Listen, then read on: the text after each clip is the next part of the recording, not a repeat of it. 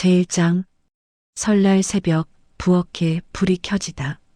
새벽 5시 아직 해가 뜨기 전 종갓집 부엌에 형광등이 켜졌다.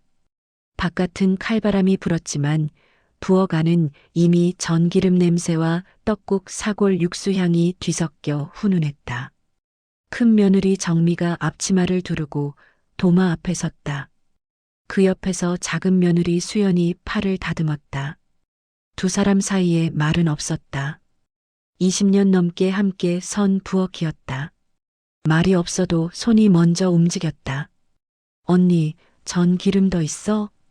싱크대 아래. 큰 거 하나 더 있을 거야. 수연이 기름통을 꺼내며 슬쩍 시계를 봤다. 5시 반. 아이들은 아직 자고 있을 시간이었다.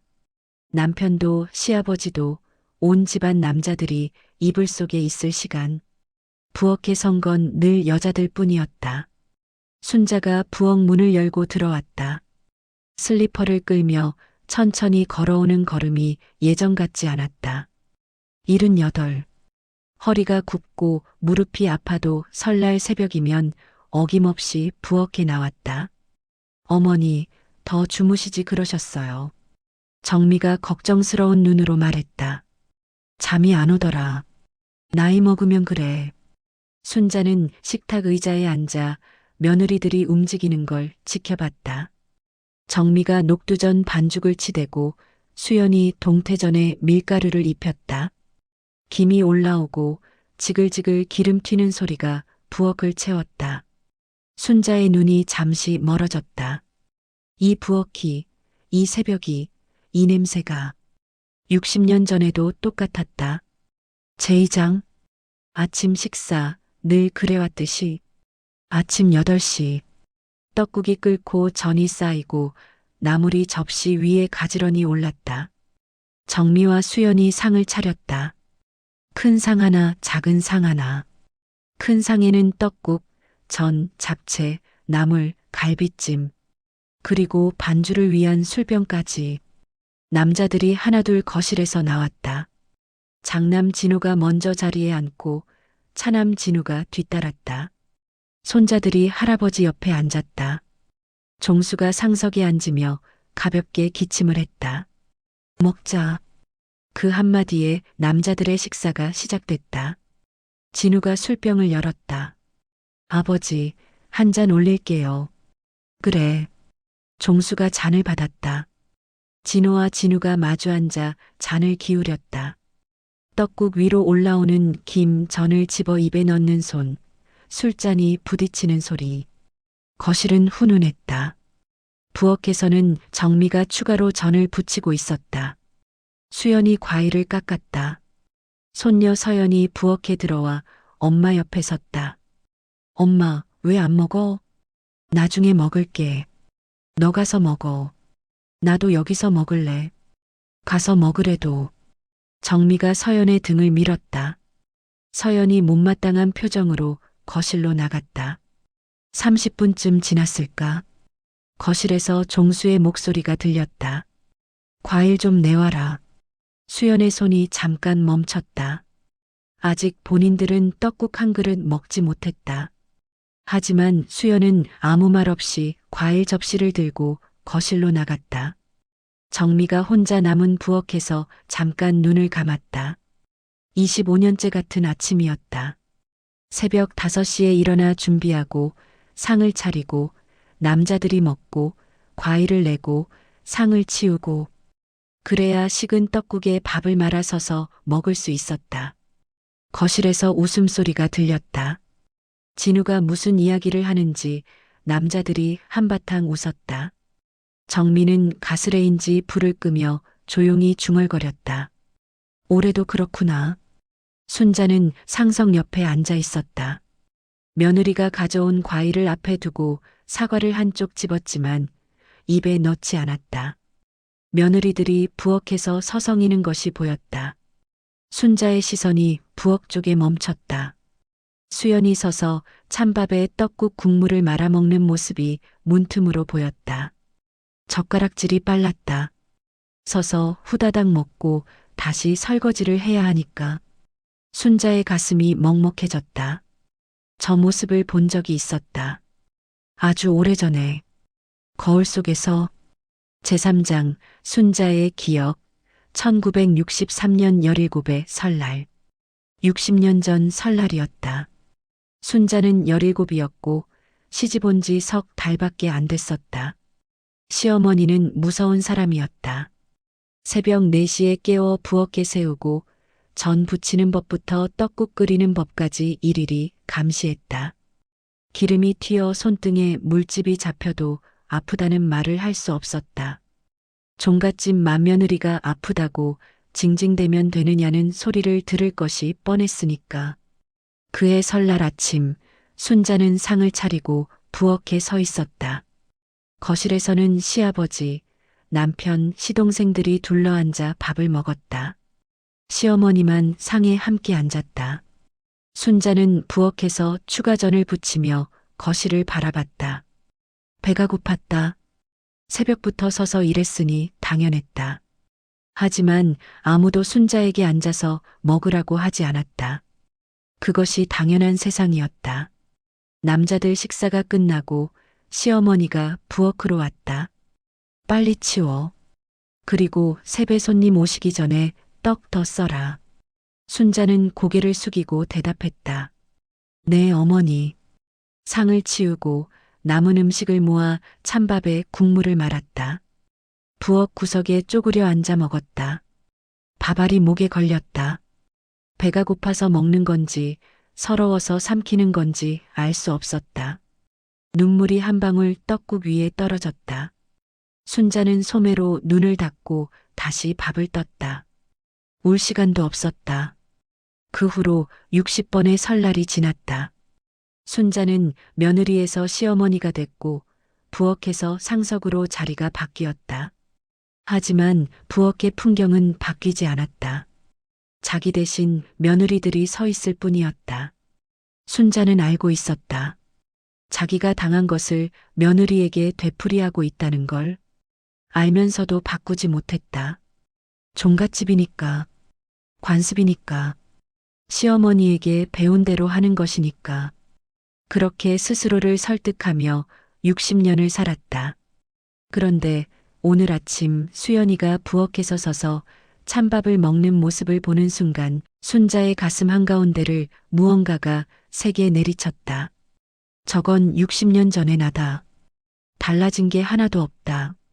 내가 바꾸지 않으면 저 아이의 며느리도 똑같이 서서 밥을 먹을 것이다. 순자는 사과 한쪽을 내려놓았다. 그리고 조용히 결심했다. 오늘 점심은 다르게 하겠다고. 제사장, 점심, 폭탄 선언. 오전 내내 세배 손님이 다녀갔다. 친척들이 오고 가고 아이들이 세뱃돈을 받아 기뻐했다. 정미와 수연은 차를 내오고 과일을 깎고 손님상을 치우고 다시 차를 내오고 쉴 틈 없이 부엌과 거실을 오갔다. 난 12시가 넘었다. 세배 손님이 끊기고 집안이 잠깐 조용해졌다. 정미가 앞치마를 다시 고쳐 매며 냉장고를 열었다. 수연아, 점심은 뭘로 할까? 아침에 남은 전이랑 갈비찜 데우고 국수라도 삶을까? 그래, 언니. 내가 국수물 올릴게. 두 사람이 움직이려는 순간 부엌 문이 열렸다. 순자가 들어왔다. 아침과는 다른 걸음이었다. 느리지만 단단했다. 잠깐. 정미와 수연이 동시에 돌아봤다. 어머니, 왜요? 순자가 두 며느리를 번갈아 봤다. 잠깐 침묵이 흘렀다. 그리고 순자가 입을 열었다. 점심은 다 같이 앉아서 먹자. 정미의 손이 멈췄다. 수연이 순자를 바라봤다. 무슨 말인지 바로 이해되지 않았다. 네, 어머니 무슨, 다 같이, 한 상에, 앉아서 먹자는 거야. 너희도 앉아서 따뜻한 거 먹어. 수연의 눈이 커졌다. 정미는 손에 들고 있던 국자를 내려놓았다. 그리고 순자가 말을 이었다. 밥 먹고 나서 우리 셋이 목욕탕 가자. 목욕탕이요? 수연이 되물었다. 시어머니와 목욕탕이라니. 결혼 20년 만에 처음 듣는 말이었다. 그래, 목욕탕? 때도 밀고 좀 쉬다 오자. 나도 가고 싶었어. 순자는 그 말을 하고 거실로 나갔다. 정미와 수연은 서로를 바라봤다. 꿈인가 싶었다. 거실에 나간 순자가 소파에 앉은 아들들을 봤다. 진호와 진우가 텔레비전을 보며 귤을 까고 있었다. 진우야, 진우야. 내 어머니. 점심은 다 같이 먹는다. 큰 상 하나에 다 앉아. 진우가 고개를 끄덕였다. 어머니 말이니까. 하지만 순자의 말은 거기서 끝나지 않았다. 그리고 점심 먹은 거 너희가 치워라. 진우의 귤 까던 손이 멈췄다. 네. 설거지하고 상 닦고 남은 거 냉장고에 넣어. 할 줄 모르면 서연이한테 물어봐. 그 애가 가르쳐 줄 거다. 진호가 아내를 찾듯 부엌 쪽을 봤다. 순자가 아들의 시선을 잘랐다. 부엌 쳐다보지 마. 네 마누라는 오늘 오후에 나하고 나간다. 진우가 형을 봤다. 진우가 진우를 봤다. 형제는 아무 말도 못했다. 점심 식사가 차려졌다. 이번에는 달랐다. 큰 상 하나에 온 가족이 둘러앉았다. 시아버지, 시어머니, 아들들, 며느리들, 손자, 손녀들. 처음으로 한 상에 앉았다. 정미가 자리에 앉는데 다리가 떨렸다. 결혼하고 25년 만에 설날 점심을 앉아서 먹는 거였다. 수연은 떡국을 한 숟가락 떴다가 멈췄다. 뜨거웠다. 따뜻한 떡국이 이렇게 맛있는 거였나? 설날에 따뜻한 떡국을 먹는 건 처음이었다. 아무도 말이 없었다. 하지만 이상하게 그 침묵이 불편하지 않았다. 뭔가가 바뀐 것 같은 조용하지만 커다란 무언가가 달라진 것 같은 그런 식사였다. 제오장, 목욕탕, 처음으로. 오후 2시, 순자와 정미, 수연이 동네 목욕탕에 도착했다. 세 사람이 함께 외출하는 것 자체가 처음이었다. 탈의실에서 옷을 벗는데 어색했다. 시어머니와 며느리가 알몸으로 마주하는 건 말 그대로 처음이었다. 수연이 먼저 웃었다. 어머니, 저 좀 살 빠졌죠? 어디가? 똑같은데. 정미가 피식 웃었다. 그 웃음이 어색함을 녹였다. 탕에 들어갔다. 따뜻한 물이 몸을 감쌌다. 순자가 눈을 감았다. 목욕탕에 온 게 얼마만인지 모르겠다. 설날의 목욕탕이라니. 시어머니가 살아있었다면 기가 막힐 노릇이다. 어머니, 등 밀어드릴게요. 정미가 이태리 타월을 끼고 순자의 등 뒤에 섰다. 조심스럽게 밀기 시작했다. 순자의 등이 작았다. 구부정한 허리, 튀어나온 등뼈. 이렇게 작은 분이었나? 정미의 눈에 물기가 번졌다. 세게 해도 돼요? 세게 해라. 안 아파. 정미가 힘을 주어 등을 밀었다. 때가 밀려나왔다. 순자가 시원하다며 낮게 신음했다. 야, 수연아. 너도 이리 와봐. 정미가 등 잘 민다. 어머니, 저도 밀어드릴게요. 수연이 다가와 순자의 팔을 잡고 밀기 시작했다. 시어머니의 팔이 얇았다. 살이 접히고 주름이 깊었다. 이 팔로 얼마나 많은 전을 부치고 얼마나 많은 상을 차렸을까. 수연의 눈도 빨개졌다. 하지만 울지 않았다. 대신 장난스럽게 말했다. 어머니, 다음 설날에도 목욕탕 가요. 아니, 추석에도 가요. 순자가 웃었다. 제대로 웃은 게 오랜만이었다. 그래, 명절마다 오자. 남자들이 설거지하는 동안 우리는 여기 오는 거야. 세 사람이 웃었다. 목욕탕의 습한 공기 속에서 그 웃음소리가 울렸다. 때를 밀고 나서 온탕에 나란히 앉았다. 순자가 천장을 보며 말했다. 정미야, 내 어머니, 수고했다. 정미의 눈물이 쏟아졌다. 25년 동안 한 번도 듣지 못한 말이었다. 새벽 5시에 일어나 전을 부치고 상을 차리고 치우고 다시 차리고 25번의 설날 동안 단 한 번도 듣지 못한 세 글자. 수연이도 네. 수고 많았어. 미안하다. 수연이 고개를 숙였다. 어깨가 떨렸다. 목욕탕이라 눈물인지 물인지 모르겠다고 생각하려 했지만 소리가 새어나왔다. 순자가 두 며느리의 손을 잡았다. 물속에서 세 사람의 손이 포개졌다. 나도 미안한 게 많아. 내가 겪은 걸 너희한테 똑같이 시켰으니까. 못된 시험이었지. 아니에요, 어머니. 아니긴. 알아. 내가 더 잘 알아. 순자의 목소리가 잠깐 떨렸다. 하지만 금방 단단해졌다. 이제부터 달라질 거야. 내가 바꿀 거니까. 제육장, 저녁, 배달의 민족. 오후 5시. 목욕탕에서 돌아온 세 사람은 보들보들한 피부에 상기된 얼굴이었다. 집에 들어서니 부엌이 깨끗했다. 서연이가 삼촌들을 지휘해서 설거지를 시킨 모양이었다. 진우가 고무장갑을 끼고 냄비를 닦고 있었다.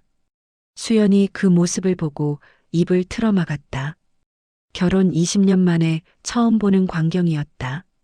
여보, 너 설거지 할 줄 알았어? 서연이가 가르쳐줬어. 근데 이거 기름기가 왜 이렇게 안 빠지냐? 서연이가 옆에서 팔짱을 끼고 말했다. 삼촌, 뜨거운 물로 해야지. 찬물로 하면 당연히 안 빠지지. 정미가 피식 웃었다. 진호가 식탁을 닦다가 아내를 봤다. 눈이 마주쳤다. 진호가 어색하게 고개를 끄덕였다. 수고했다는 뜻인지 미안하다는 뜻인지. 정미는 그 눈빛만으로 충분했다. 저녁 시간이 됐다. 정미가 습관적으로 냉장고를 열려는데 순자가 막아섰다. 냉장고 닫아. 네. 순자가 소파에 앉으며 손녀를 불렀다. 서연아. 네, 할머니. 그 뭐냐, 배달하는 거. 그걸로 시켜라. 배달앱이요? 뭐 시킬 거예요? 뭐가 맛있냐? 서연이의 눈이 반짝였다. 할머니가 배달 음식을 시키자고 하는 건 전무후무한 일이었다. 치킨이요. 아, 아니면 족발. 아니다. 중국집도 맛있는 데 있는데. 다 시켜라. 네. 다요? 설인데. 다 시켜. 서연이가 환호하며 핸드폰을 꺼냈다. 손자 손녀들이 우르르 몰려와 메뉴를 골랐다. 순자는 그 모습을 보며 입꼬리를 올렸다. 그때 종수가 거실로 나왔다. 아까부터 방에서 눈치를 보고 있었다. 종수 옆에는 막내 시동생 내외도 있었다. 종수가 순자를 봤다. 눈빛이 복잡했다. 여보, 저녁은 집에서 해야 하는 거 아니냐? 설날인데. 거실이 조용해졌다. 서연이의 손가락이 멈췄다. 며느리들의 얼굴이 굳었다. 진호와 진우가 시선을 내렸다. 순자가 천천히 고개를 들어 남편을 봤다. 그리고 조용하지만 단단한 목소리로 말했다. 내 밑으로는 다 조용히 해. 막내 시동생이 입을 열려다 닫았다. 순자의 눈빛이 그랬다. 60년간 종갓집을 지킨 맏며느리의 눈빛. 그 무게 앞에서 아무도 말을 꺼낼 수 없었다. 순자가 남편을 똑바로 봤다. 그리고 당신. 종수의 어깨가 움찔했다.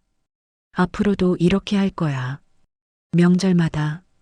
당신한테 설거지 안 시키는 거 다행인 줄 알아. 종수가 입을 다물었다.